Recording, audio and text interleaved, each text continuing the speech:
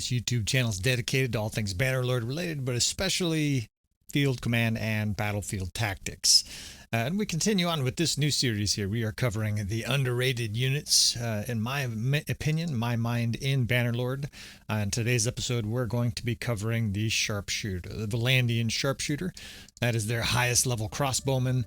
And we're going to be conducting a series of different tests, test battles here, and basically examples of how dominant this unit can be. Now, I'm just going through the units here to show you effectively what we're doing here for our test sample. Both sides here, Britannia and Valandia, has all tier 4 and 5 units, with the exception of their archers. We are going to go ahead and give them superior archers, at least superior archers in theory to us. We're giving them the Britannian Fiend and the Britannian Fiend champion, while we have just the sharpshooter in the tier 4 unit. Meanwhile, we're also going to deprive ourselves here of the Banner Knights, right? We're going to just leave them off our roster, and we're also going to give the Britannians an enormous advantage in numbers here, right? This is not a battle you should theoretically win up against better archers and without your Banner Knights, all right? But we're going to use tactics, and I think we're going to show the immense versatility and value of the Valandian sharpshooters. Now, admittedly, we're fighting the AI, but that's what we have, and I'm going to show you in this situation how to butcher them.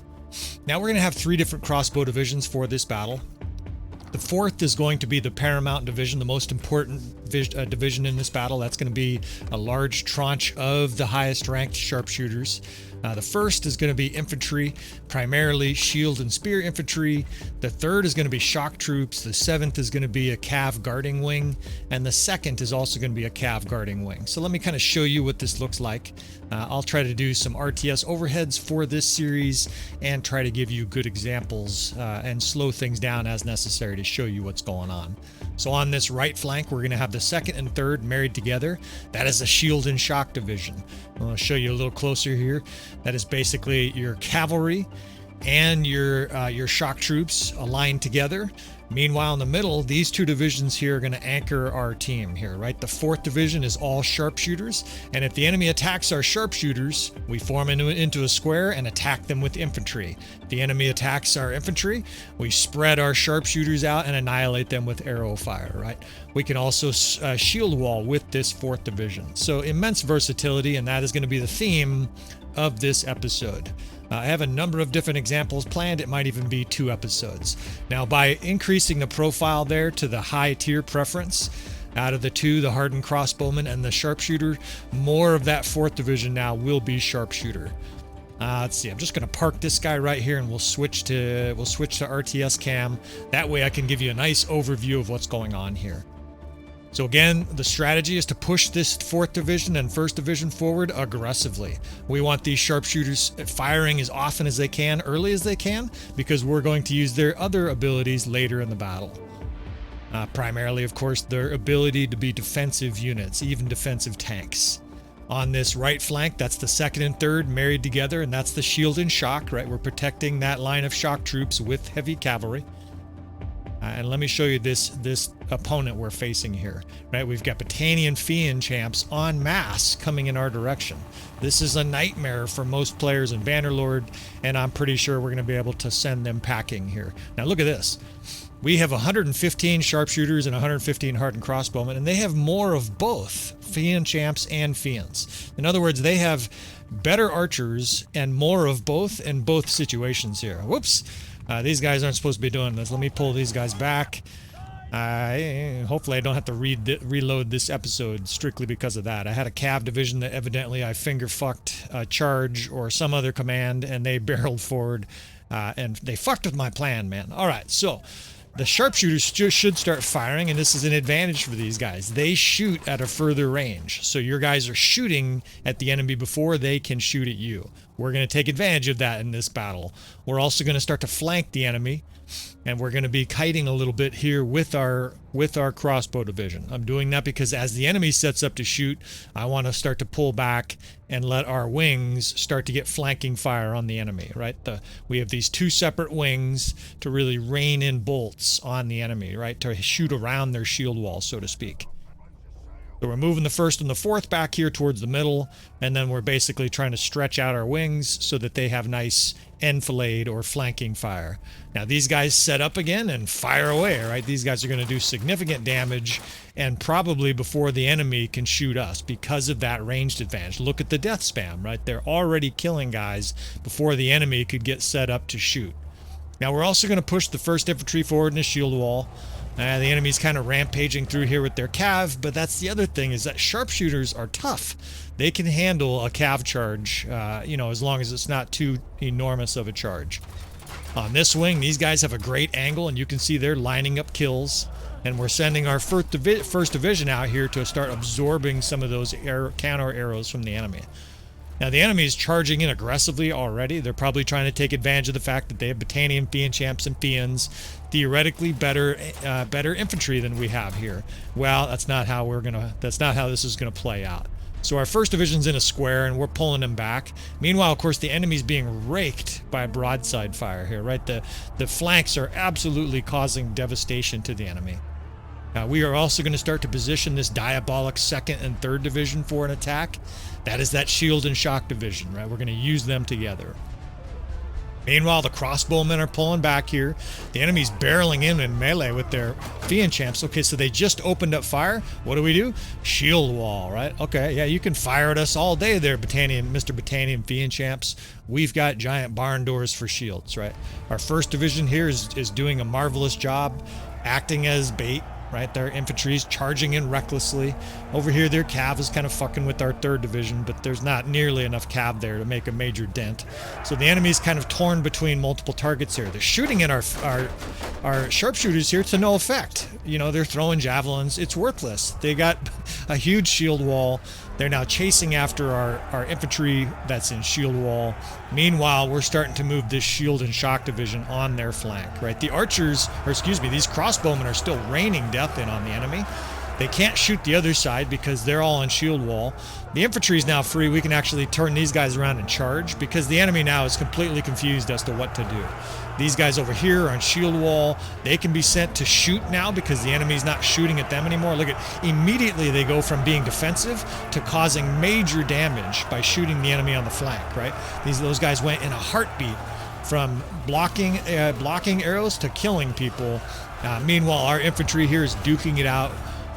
Actually, whoops, I forgot to send the 1st. We'll send the 1st in here as well with our shock troops to devour these Fian Champs. Our crossbowmen on the side can be sent to charge as well, but this battle is already over. I can just tell you from the flow of it and the death spam, the enemy has been utterly destroyed here. Now let's recap what happened here. This is an enemy that had better archers and more of them than us in this battle, right? You can go back if you need to pause and go back and look at it. If my memory's right, they had 135 Fian Champs and 135 Fians, and with less archers, we just absolutely smoked this force, right? What is this, a 4-to-1 KDR, right? This is an absolute destructive massacre here against superior both foes in numbers and in quality, right? Fian Champs and Fians. We should have gotten routed here, and instead it's the other way around. We took advantage of our range. We took advantage of the versatility of the sharpshooter, their ability to just say, you know what, now we're offensive, we're shooting at you, never mind. Now we're defensive, we're holding up our barn doors, you can't hurt us. And the enemy here is just left in a big graveyard. I didn't actually expect it to be this destructive, but that is a pretty good example. Now let's do the Empire here. Let's switch this over here. Just bear with me for 30 seconds and I can explain what I'm doing again. What we're doing is selecting all the tier 4 and 5 units, right? We don't want to have any advantage. In fact, we'll give them an advantage. We'll have an elite cataphract be part of their army, a tier 6, and again, we're passing on the banner knights, right? We'll give them some horse archers here so that theoretically they can kind of surround us. We'll give them plenty of archers and they'll have enough infantry to put up a fight. Again, we're outnumbered by about, what is that, 60, 38, and 38, 76 troops. We're outnumbered, and we'll just say, you know what, we don't need banner knights. Why? Because we have our sharpshooters, and we're going to use this diabolical unit to extreme effect, right? And again, they have all the tier 4 and tier 5. Theoretically, their archers are of the same strength as us, but I just think the sharpshooters, when used correctly, are just a devastatingly underrated unit in the game. Maybe you guys out there are just playing the sharpshooter and think they're badass already. And if that's the case, then you don't need to watch this episode. But those who've played Valandia and maybe had a hard time against the Britannian Fiend champs or against the Empire, we may do Asterai as well as part of this episode. Hopefully this shows you how devastating this effect can be. Now we're going to use a very similar strategy here, right? The main idea of this is to use these sharpshooters as a vanguard, right? They are going to be out in front. They can take the damage, and most importantly, if they get, if a really heavy blow is about to fall on them, they can turn defensive, right? The Britannian Fiend champs can't do that, right? If all of a sudden there's a huge amount of heavy cav attacking them, or they get surrounded and pelted with horse archers, or multiple flanks by archers, they're fucked, right? But this Valandian sharpshooter unit is incredibly versatile. All right, identical setup here, right? We're using cav flanks with the shield and shock again on this flank, and then in the center we're going to have the first and fourth. Get this set up a little bit here for you again. So we're going to use the RTS mod so you can see this, see this play out. Now, admittedly, this is a little harder to command from the floor level, right? I have done plenty of videos where I command a battle like this from the ground level, playing as a character on the battlefield. And it is harder to sort of get your spacing right, but once you're practiced at this, it will become second nature. Again, you can see here we have weaker troops, right? We have tier 4 and tier 5 archers, they have tier 4 and tier 5, but they have this additional tranche of elite cataphract. And again, we're outnumbered by some 70-something units, 76 I think. Alright, so this battle will probably play out differently. The Empire here is probably going to pursue a different strategy right away. They're pounding us with horse archers, but we have this shield wall here of cav. Primarily, they have one job, right? And that is to absorb arrows and be the shield on this flank. In fact, I'm going to kind of move them around here.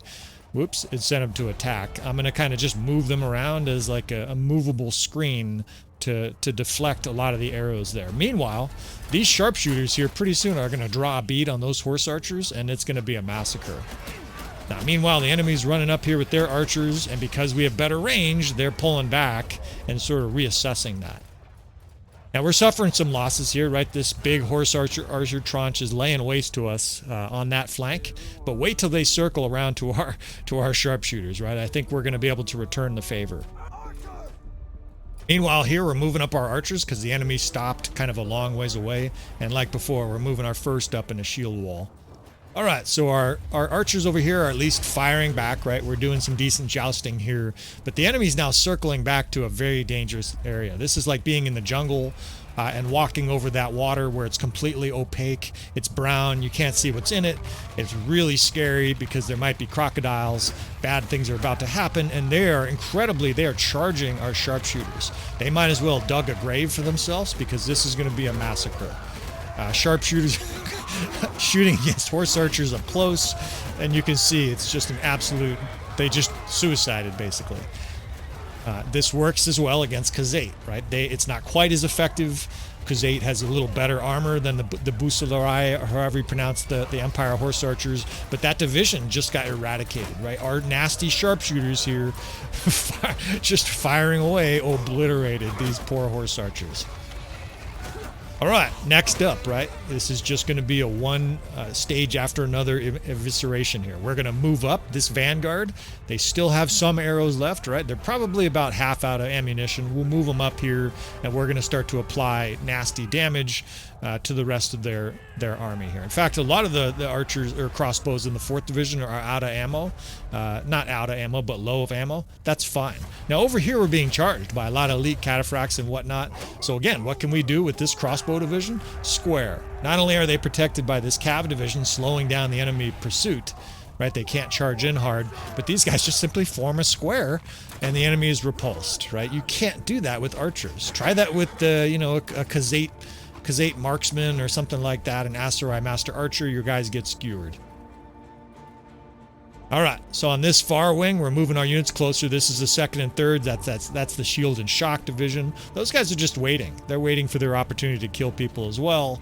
I understand that this is about crossbowmen, but I wanted these battles to somewhat reflect real Bannerlord battles, right? You're never, or almost never, going to have a battle where you have zero cav and no shock troops, etc. All right, so a huge tranche of the enemy is charging our crossbow division. Excellent, that's what we want, right? Into a square, these guys go.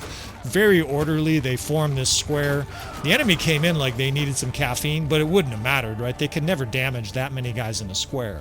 You'll lose a few guys, but that 130-person vanguard is like a battleship on this scene here, right? This is before aircraft carriers. This is like an almost indestructible unit. All right, so we're moving our flanks in on the enemy here because they're trying to apply pressure to the middle. Just like the Battle of Austerlitz with Napoleon, that's what we want, right? We've effectively lured the enemy into exactly what we want to do here. I'm actually backing up my cav in 3rd Division here because I don't want them to be attacked, right? We want to use them as the sword. You don't want to have the enemy attacking your sword, right? You want them attacking your shield.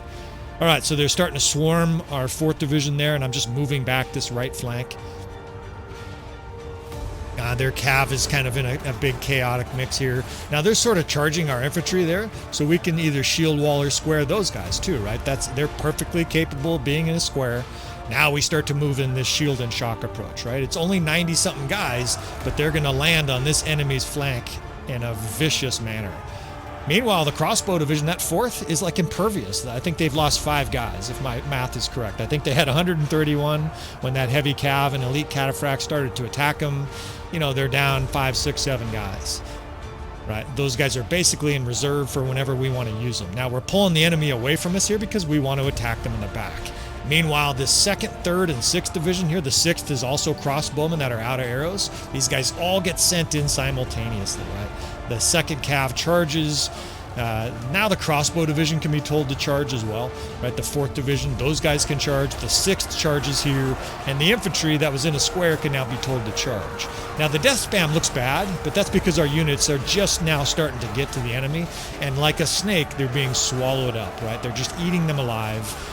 Massive damages incurring, and our crossbow division is doing just fine here. This 4th division, thank you very much, right? These guys in shield wall are more than capable of killing cavalry that's standing still, right? Once we killed their momentum, look at the death spam now, right? That's our tactic, the effect of it coming into play here. All right, now let's massacre their archers. Let's bring up shield walls. We'll surround these guys. Their cav division just melted away, even though there was elite cataphracts there. Our sharpshooters just skewered those guys. Actually, the battle is already over. That was a total massacre, right? Again, a KDR exceeding 3-1, approaching 4-1, even though the enemy has better units and more of them, right? We don't have any elite tier 6 units. Their cataphracts get sent. We took them out to the woodshed and gave them a beating. Right? These 2 episodes were absolutely destructive examples of the power of the sharpshooter. Their offense ability first, and then their defense ability, and then in the second case, their offense ability after their defensive ability. All right, so it'll take me a second. We'll reload this. We will do Sturgia now. We will have an example where Sturgeons have their tier 4 and tier 5 infantry, right? This is widely considered the best infantry in the game, and we're going to give them a large tranche of infantry. Just like before, we will have all of the tier 4 and tier 5 units clicked except for the Sturgeon Dredziniak champion. We will go with all tier 4 and 5 in this battle, and we will give the Sturgeons almost 100 more troops than us here, right? You can see we're badly outnumbered, and again, we will focus on the archers. Now for the Sturgeons here, I want to give them more infantry, right? We're going to make them an infantry-heavy army because, again, that's sort of the Sturgeon motto, right? You're going to face large forces of Sturgeons in shield wall. How will your sharpshooters do against a shield wall full of Sturgeons? I'm going to show you here. So same thing as before. We will have 3 divisions of crossbow, and I will tend to change this depending on who I'm playing. But in this battle, we're actually going to have the 4th be our weakest division. What we're going to effectively do is use them as bait early on, and then pound the enemy from the flanks with crossbow. Just like before, we're going to have a shield and shock approach. We will use the 7th here. We will have a lot more shield and shock in this battle, simply because we have less cavalry and more shock troops, more infantry. So we'll have about 35 to 40% of this 7th Division be shock troops. And I like to zoom in here to make sure not too many of these guys have a shield. If you want no shields, of course, you assign the other division shields, and then you tell the 7th Division to not have any shields.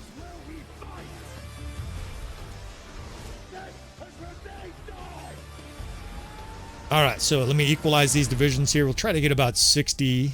Just bear with me 1 second, and we're going to do, again, a very similar situation. I'll lay it out here so you can sort of see. 5th and 6th on the flanks. Now, in this situation, the 5th and 6th are your elite crossbow divisions, right? We're essentially changing it. We're making a slight modification to that, and that's because I don't want to be shooting all of my arrows directly at the Sturgeon shield wall, right? The Sturgeons have an outstanding shield wall with huge shields, so we're going to have our powerful sharpshooters on the flanks, right? The enemy's strength is at the center. We will attack where they're weakest, right? You can almost hear Legolas in the Battle of Battle of Helm's Deep in the film, where he's like, the enemy's weak under the elbows and the neck or something like that. We are paying attention. All right, again, a 1st Division of infantry. Again, we may use them as a diversionary square and pound the enemy with crossbow. It really kind of depends on how the battle plays out, and it depends on who they attack with their huge vanguard. Now look at this vanguard, right? This is a ferocious vanguard. Lots of Sturgeon heavy spearmen, lots of heavy axemen, lots of shields, right? The Sturgeons have outstanding defensive units, and behind them, of course, is a big tranche of their line breakers, right? It's a nasty infantry division to challenge here. Zoom in a little bit here, and again, you're familiar with the setup at this stage. There'll be subtle differences, like throughout this episode we'll have very subtle differences in how we deal with different kingdoms, but the main concepts are kind of the same. Flanking attacks, using these crossbowmen in a diverse, versatile manner, and using them as squares and or shield walls when necessary.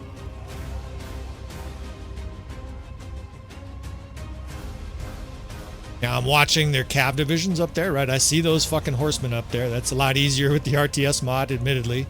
But we're just using these cav wings strictly as defense. All I'm using them in is a shield wall in a big long line, sometimes too thick if I can get it there. And they have one job, and that is to slow down the enemy cav.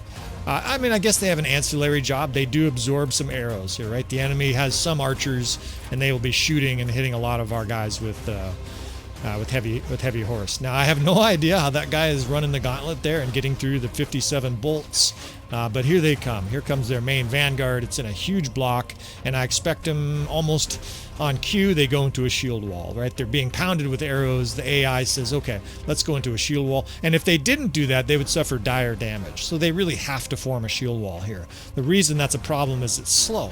When you move in shield wall, you move at like a third of the rate of a normal troop movement. All right, the enemy heavy cav is coming up, and they're sort of distracted by that cav line on the right. That's exactly what those guys are there for. And we're going to start to move the 1st and 4th back, right? On the flanks, we have these lines of crossbowmen, and in this battle, unlike the other one, these are our elite sharpshooters. So these guys are now going to start doing major damage. Now, I'm bringing that cav wing up there to actually block a lot of the arrows from the enemy archer division.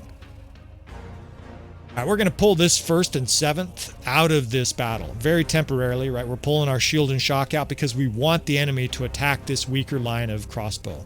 They're boring in here with their unit, and we're going to pull back. We're not quite in the square yet. We're just sucking them in deeper to the trap here, right? This is a form of a kill box, and you can see the death spam is already good. That's because our crossbowmen on the flanks are now shooting the enemy on the side, or worse, the back. All right. Now, the enemy actually peeled back here. I would prefer they actually attack the 4th, but we can keep shooting at the enemy. There's nothing wrong with that, right? Our archers can be told to shift into loose formation and just shoot the enemy. That'll be plenty effective, right? The enemy's now sort of running around looking for a target. As many of the other kill box episodes you folks have watched, right? The enemy in this stage is having a difficult time trying to figure out what to do. And a human player, if they only had one division, would be experiencing the same problems, right? This is not a good strategy to have one infantry division. And those of you using one infantry division understand that if there's ever Bannerlord like PvP, you will get massacred by people using multiple infantry divisions. It's as simple as that. You're going to want to develop these strategies if and when that becomes a reality. And just for your battles against the AI in your campaign, you will experience dramatic success if you have multiple infantry and archer divisions. Now they're killing my poor companion. I don't even know where he is, but I can hear him getting speared and whatnot. But we continue to surround the enemy here. Now what I'm doing is stalling here for time. Our fourth is now in a square, and we're happy for the enemy to now take the bait, right? They're charging in recklessly, and most of their units are magnetized to it. On this right flank, now we are launching in, right? Shield and shock is coming up. This infantry line with the 7th Division behind them is boring in on the enemy. Over here, these crossbowmen are kind of getting attacked by cav, but they're shooting. And look at the enemies getting totally stretched out here, right? They're chasing after this square. They're not doing much damage to these hardened crossbowmen, even though they're only tier 4, because they're holding up their big barn door shields, right? These guys are trying to survive. Meanwhile, the enemy's being eaten up from behind, right? This shield and shock approach is mauling everything behind the enemy.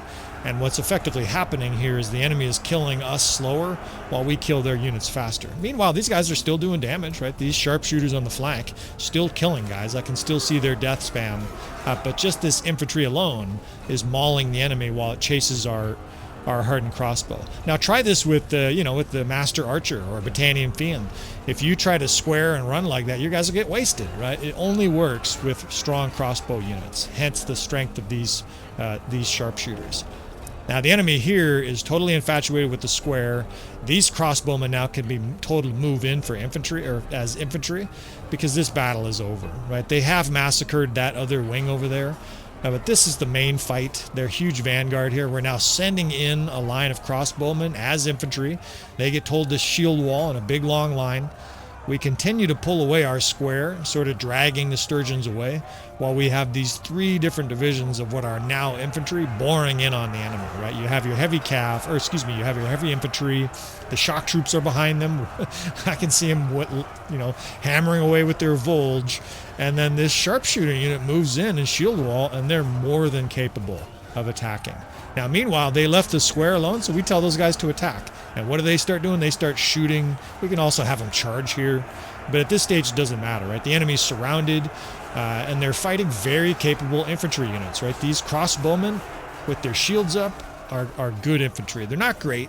You're not going to win a slugfest against line breakers or something like that. But when you surround the enemy like this, and of course with their survivability because of the square, this battle is effectively over already. Now we will go through the motions here. We will simply move up our units and shield wall, but I won't waste too much of your time here, right? As you can tell, the main infantry vanguard, the main power of the Sturgians here was decimated. And in fact, I don't think I'll bother. You get the idea, right? We have this massive tranche now of shielded infantry and crossbowmen, and the enemy really, it's like we have a queen, a bishop, and three pawns, and the enemy has a pawn and a king. This match is over.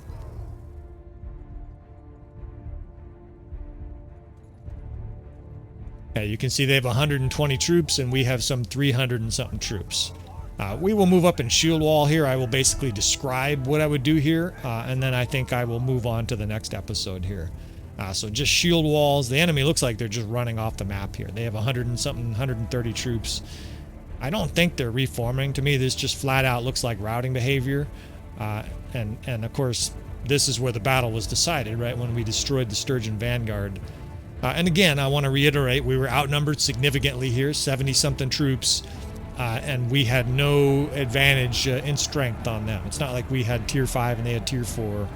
This is a straight-up battle, and effectively, they're just outgunned. So they are charging here, so I guess I will kind of show this. We're going to have these guys, I apologize, we're just going to have them run up and shield wall and show you the effectiveness of this, right? We do have some shock troops that are left. There's 70 shock troops, so we're going to lead the way with our non-shock troops and then wade into battle here. I might as well show you this just in case someone was sort of doubting the end of this battle at this stage. I mean, I think most of you understand that this battle is over. Now this is, what you want to do in this kind of a battle here, of course. I'm spreading these guys out just in case they had any ammo. It doesn't look like it.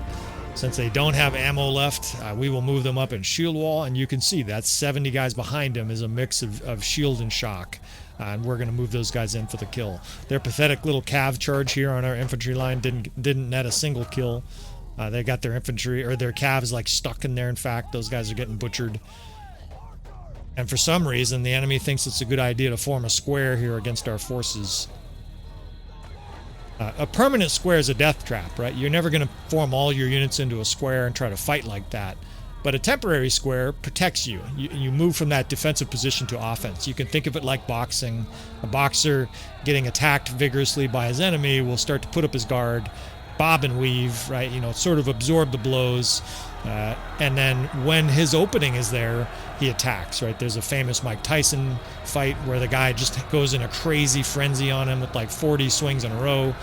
Tyson just bobs and weaves and blocks and keeps his, you know, his hands under his chin, and then he levels one punch against the guy and destroys him.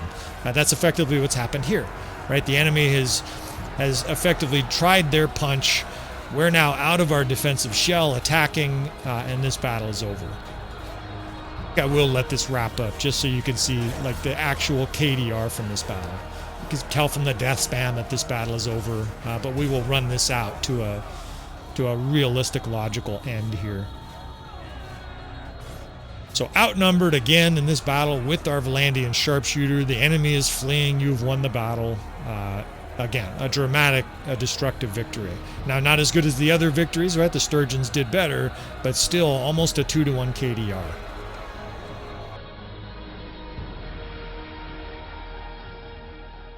All right, so let's give this another view from, now we'll do a ground level battle against the Imperials here. We will have almost all the same circumstances, and again, we will give them about an 80 unit advantage in numbers. As before, they will have the tier 4 and tier 5 cataphracts. In fact, they will have tier 4 and tier 5s in all the different units, and we will once again have a sharpshooter heavy armor, again, with the same access to the tier 4 and tier 5 units. So our two armies here are of equal quality, but they have significantly more troops than us here, right? Not quite 20%. We can tinker with this maybe just a little bit, but you know, roughly almost a 20% advantage numerically, right? They're up by about 80 units on us here. This time we're going to fight a little bit more defensively, and we're also going to use elevation, or at least if I can find some on this map here. It looks like directly behind us here there are some elevational opportunities, and I would consider this tactic, this part of this episode, easier than some of the other tactics we've performed, right? It still showcases the value of the sharpshooters, but I think this can be pulled off by the less experienced player. What a lot of this is setting up your units before the battle starts. So as before, we're going to have the 4th Division be elite crossbowmen, and we will have those be our best crossbow out towards the front in a vanguard. As before, we will have the 5th and the 6th Divisions will also be crossbowmen, and they will be behind our division in more of a defensive, safer stance. This would also work very well with low-level crossbow. Let's see. So I want to do a shock unit here too. 2, 3. Yeah, so we'll have, I guess about 40 or 50 shock troops in the 3rd Division should go fine. And again, I like to zoom in here to make sure the 1st Division doesn't have a lot of shock troops. And then I like to go over to the 3rd Division and make sure that there's a lot more shock troops in this 3rd Division. I see a handful of guys in here with shields. That's really inconsequential. As long as it's 80 or 90% shock troops, it's going to suffice for what I want it to. All right, so now a location for our defensive positioning here. We're going to have 2 different cav wings, the 2nd and the 3rd. The 2nd and the 7th will be cav divisions. You can make these equal. I like to make them unequal in case I want to do other maneuverings on the battlefield. So in this case, I'm just sort of scoping out the landscape, right? Napoleon at Austerlitz famously scoped out the battlefield before he fought it the next day. You know, it helps you to understand what ground you have, what angles you have for your guys to shoot. You want to get down to the ground level and actually make sure that your guys have nice angles. If they have a ridge in front of them and you position them there, you're probably going to lose, right? These are the kind of things as a battlefield commander you want to do as often as possible. Now, what we're going to start to do here is effectively form a bit of a V, you know, upside down V, if you will. It's going to be effectively a triangle half a triangle towards the opposition. We're doing that, of course, to protect against cav wings, right? They're going to have cavalry, probably some horse archers will be trying to wrap around us. And if we have our cav here sort of in protective wings in shield wall, that'll limit how many arrows, how many heavy cav get into our backfield here, right? We're going to have our less strong crossbow towards the back with our vanguard out in front. Look at the fourth and the fifth and the sixth. Those are going to function as supporting crossbow. You know what I might do? I could put one back here, but I might actually fart around with one on the flank. Enemy horse archers almost always will circle you around on the other side. So I'm going to actually put a crossbow division on our far right flank here. I think it's got better overall line of sight than the center here. And again, we'll put our vanguard out towards the front. So once I get down to ground level like this, again, you know, I'm going to use, I apologize, I'm going to use the line of sight from your companion. You see how this ridge is a little bit shitty? Those guys can't quite see down there. So knowing that, we're going to shift everybody forward here like 40 feet. This is a good example, right, of being able to move your troops around on the battlefield. You're certainly welcome to play Bannerlord the entire way, through a whole campaign in the RTS mode. But I think most guys would agree that you want to play on the field at least for part of your campaign, if not most of it. I consider the RTS mod a really useful skill for getting better, and then I prefer to play on the field. That way there's the immersive effect. I don't want to play around like I'm some god up in the heavens ordering my troops around. If you feel like you want to do that for a whole campaign, though, more power to you. This is a game. We're here to have fun. Do whatever you want, friends. All right, so the vanguard is out in front, and they are firing away immediately, right, because they have the longest range of all the units, and I want them shooting because more than likely we're going to be using them in a defensive manner in this battle. The idea here is I want them getting a maximum amount of arrows fired early in this battle, getting some kills, scoring some kills, getting some damage off, and not going into a square defensive position later on with a ton of ammo, right? We want them shooting right away and inflicting damage on the enemy as they come in. Now the enemy's kind of slumbering in here. Sometimes they'll do that if they're coming in a shield wall, or sometimes if they have stragglers or something like that, it can delay them a little bit. And again, you notice our 4th Division is way out ahead of the rest of our troops, right? They don't look like they have any protection, but again, our crossbow, they don't need protection, right? These guys can form a square with the best of them. In some ways, their square might even be better than an infantry square because their shields are bigger, right? Their shields are blocking even more projectiles. They resemble a bunch of penguins holding up barn doors, right, when they're in that tight position. So here comes the enemy cav charging us. Those guys have gotten off probably 12 to 15 shots. Now they form this very dense, impenetrable ring of barn doors. And they may suffer some losses, right? Some guys get speared or jostled around in there. But I haven't seen any yet, right? Not a single casualty there from their heavy cav coming up. Now they're sort of in a maelstrom of the heavy cav. Oh well, right? Nobody's dying. And now we can move this big square around and basically try to drag the enemy where we want. Now the enemy's kind of entering our little defensive posture here. Well, we've got this 3rd Corps full of these savage two-handed motherfuckers. They get told to charge, and now you see the death spam from them, right? Now you see billmen and whatnot are also getting kills. Sharpshooters, swordsmen. We're killing the enemy in a variety of different ways here. Now our infantry got charged, so we're going to put them into a square. And to be more precise, this is our 1st Infantry. These are our shield and shock guys. They are now in a square, and I'm pulling the 3rd Division back because I want this shock troop, again, more protected for a better moment. I will now position them astride the enemy. You can see our crossbow on the other side there shooting the enemy. And now our 3rd Division, along with this cav division, is going to steamroll the enemy center. We tell the cav to charge, right? We basically target the enemy infantry with that, and then the 3rd Division is also told, get in here and charge, kill these guys, right? They're actually kind of distracted with cav behind me, so sometimes I'll actually physically grab them and say, follow me, here's your actual target, right? You're like sicking them like a pit bull. You're telling them exactly what you want to attack. Now the death spam has turned decidedly green. Look at our crossbow at the back here, right? These guys are just having a blast. They're just firing away. And that's because the enemy is busy in other areas. Again, it's amazing to think about it, but we're outnumbered here by like 20%, and the screen is massively green, right? The enemy is being totally eviscerated. I mean, sometimes I look at it myself and I'm like, is this right? Is there like a cheat code on? I promise you folks, I'm not cheating. It's just, these are just tactics that work, right? The enemy's over there with their horse archers. They're getting eviscerated. The enemy does have quite a few archers left, right? And they are peeling back this horse archer corps. But we completely mauled their main infantry vanguard and decimated their heavy cav. But we will now start to systematically move up, just like the episode with the Sturgeons. I want to sort of fight this all the way out so that you can see how I would progress through the whole stage. I didn't mention it, but I actually formed this 6th corps over here of crossbow into a square. Now, this is one of the amazing things about crossbow. You can have these guys outside of the protective area. If they get attacked, if you can see an attack heading their way, you simply square them up. And then as soon as the attack is passed, you unfurl their crossbows, and they just start hammering the enemy with bolts. It's a tremendously versatile unit.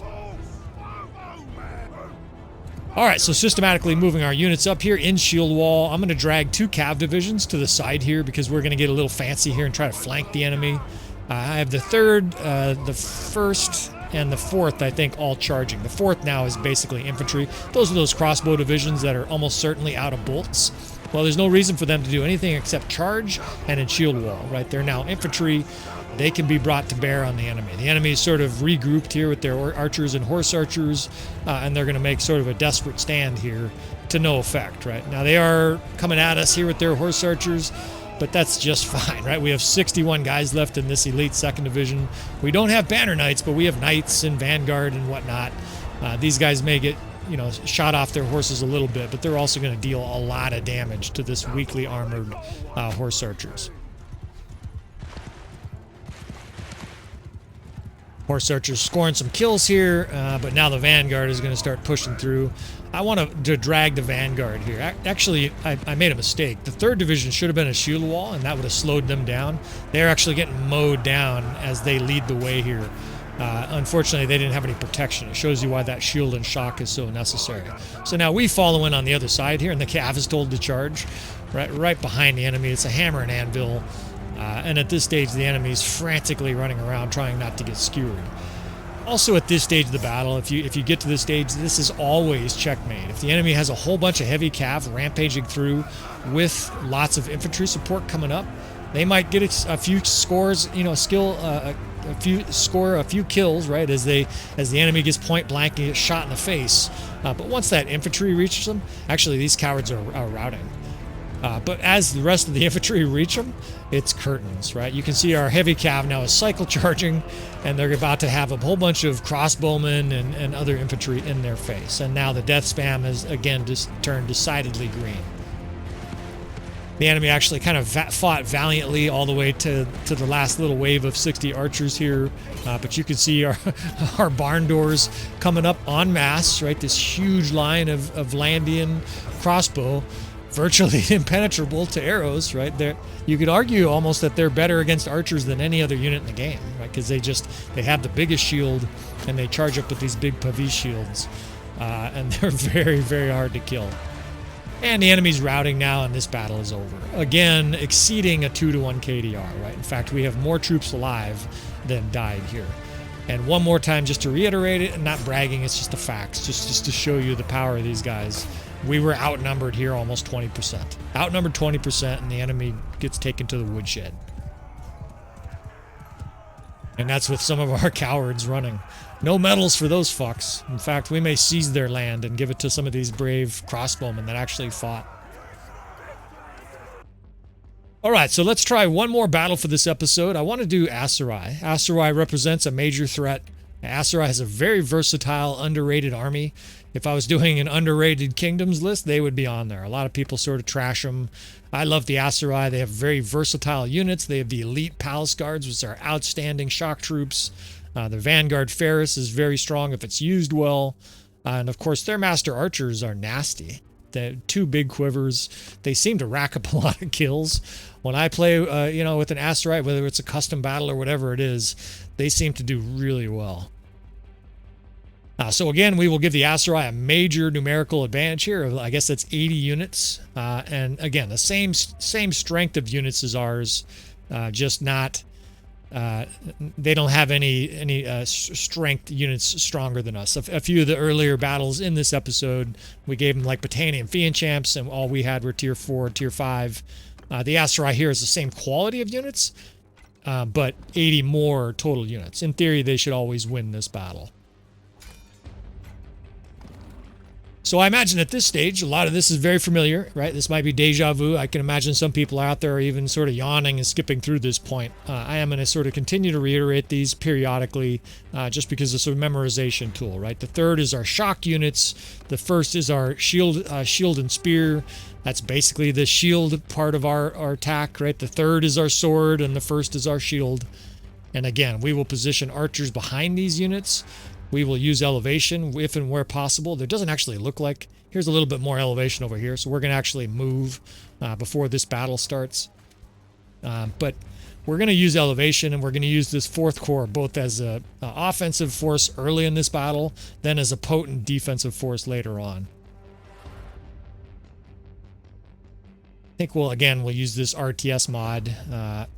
My character looks like he might wander off the map, but that's just fine. I think people benefit more from this view for these tactical demonstrations. I actually messed up the number that are in the 4th Division. Normally I want about a third of the 4th Division to be the crossbows. More accurately, I want a third of our total crossbow to be in the 4th Division.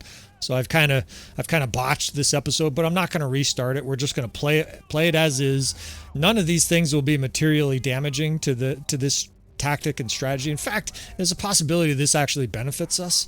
If the 4th is our distractionary force and there's less units in there, that means there are more forces that are acting as offensive units. I hope that makes sense. If we're forming the 4th into a square and there's 150 guys in it, that's obviously a lot more guys that are out of your battlefield, essentially in a defensive posture. In this episode, in this battle, we're going to have very few guys in that 4th corps forming our shield. Basically, you can think of it as a weaker shield, and we have a stronger weapon in this battle. So again, shock troops, we're going to position these guys behind infantry. We've got these two different strong crossbow divisions, and they both have elevation, right? Just like sitting at a nice movie theater. They can look over the fuck sitting in front of them, even if they got a hat on or something like that. And we are now in a beautiful formation here, ready to deal with whatever the Aserai have. Now, my experience is that Valandian sharpshooters, Valandian crossbow, absolutely lay waste to horse archers. I don't know why that is. It might be that they shoot their bolts faster or more accurately or better close up or something like that. But this is at least 10 or 15 of these type of demonstrations that I've done over the course of the past months, and the death spam usually looks exactly like that. The horse archers get absolutely skewered. Part of the effect here is that there's like 80 horse archers against 200 and something crossbow, right? This is a numerical advantage, and all you see are the horses of the dead Aserai horsemen riding off into the horizon. Just a coup de grace here, we can send our cav unit. Since the enemy's a long ways away, we can effectively chase off and kill any last horse archers that are sort of stubbornly staying on the battle here. But this horse archer unit is destroyed. I've got enough time just to pursue these guys and score a few extra kills while they're trying to retreat.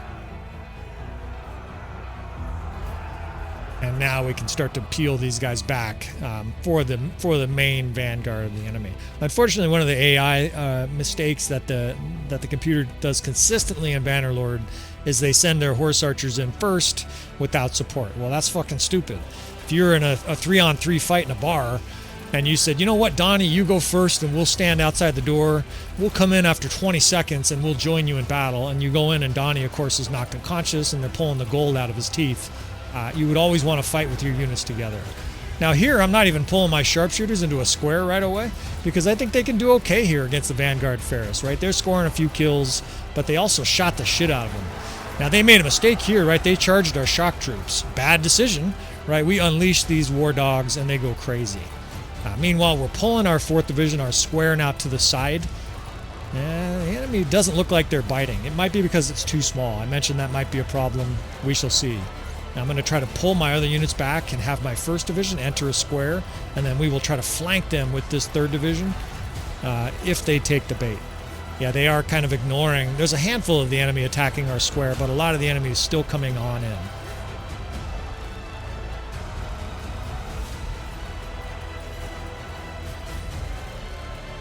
right, so we're going to try to flank with this 3rd Division. I'll just put them over here on the side.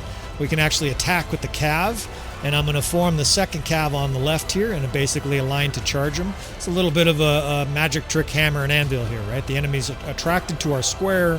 We're now going to attack them from the right with shock troops, attack them from the left with this heavy cav line, and hopefully these 2 different divisions attacking together, combined with dragging this square back, kind of pulls the enemy right into this pinch, and that should do major damage. And the crossbow up here are doing major damage still, right?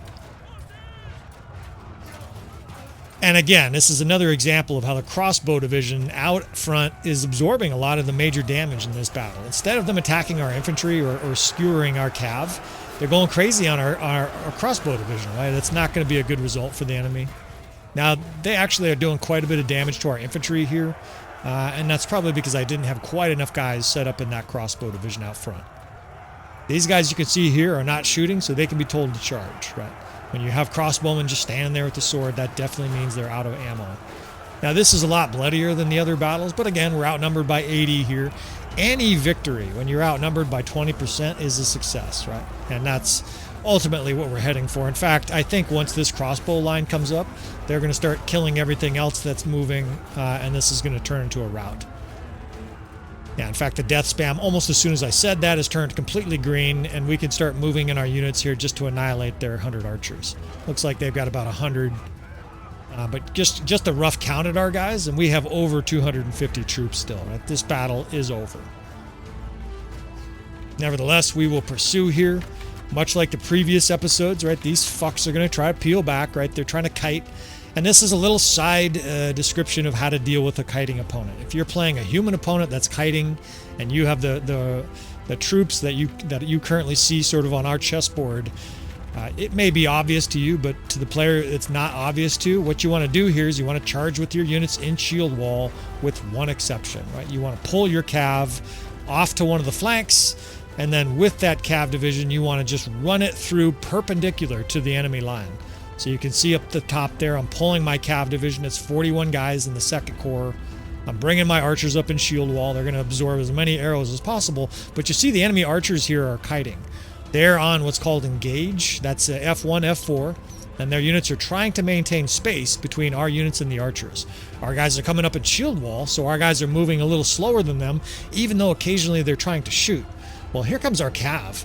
And this is why it's checkmate, right? The enemy is trying to run back and trying to move, and they are able to outrun our crossbowmen in shield wall, but they're sure as fuck not going to be able to outrun our vanguard and champions, etc. Now that our heavy horse is amongst them, this battle is over, right? There's two. If there were 10 cavalry here attacking the enemy, they might have a chance. Against almost 40, they're fucked, because they got to keep moving, otherwise they get trampled by heavy horse, and now they're being chased down by crossbow. They don't have time to stop and shoot. At this stage of the battle, if you were playing chess, you would just tip your king over because it's checkmate. I'll just let this play out for another 30 seconds, maybe 45 seconds, so we can see sort of the end screen. But hopefully these 4 battles give players out there, whether you're new to Valandia or whether you're a Valandia player that's sort of having a hard time with one of the kingdoms that we showed today, hopefully it reinvigorates your love and desire to put your vanguard of Valandian sharpshooters out front, right? These ferocious guys with their barn doors. Look at they're meeting them in combat hand to hand here, and these guys are fucked, right? These Azerai Master archers have no chance against a bunch of barn door laden crossbowmen, especially with this cav rampaging through, right? This battle is completely over.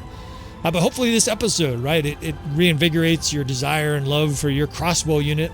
They're amazingly versatile units. In fact, they're one of the most versatile units in the entire game. I think like maybe the Batanian Wildling, which of course was the first episode of this series, may be the only unit that's even close to their versatility. Their ability to be defensive 1 minute and then lethal killers the next is just outstanding. All right, so I think that's 4 consecutive destructive routs here. A few of these battles, admittedly, I had to try a couple times just because I fumbled something or the audio got kind of messed up. One of them, the cat jumped in my lap and fucked things up. But we're going to call this good. We're going to call this episode complete. Please let me know what you think there, friends. If you want to see more of these underrated troop series, let me know that in the comments as well below. I appreciate you guys. Please like and subscribe so you see future material, and I will talk to you friends next time.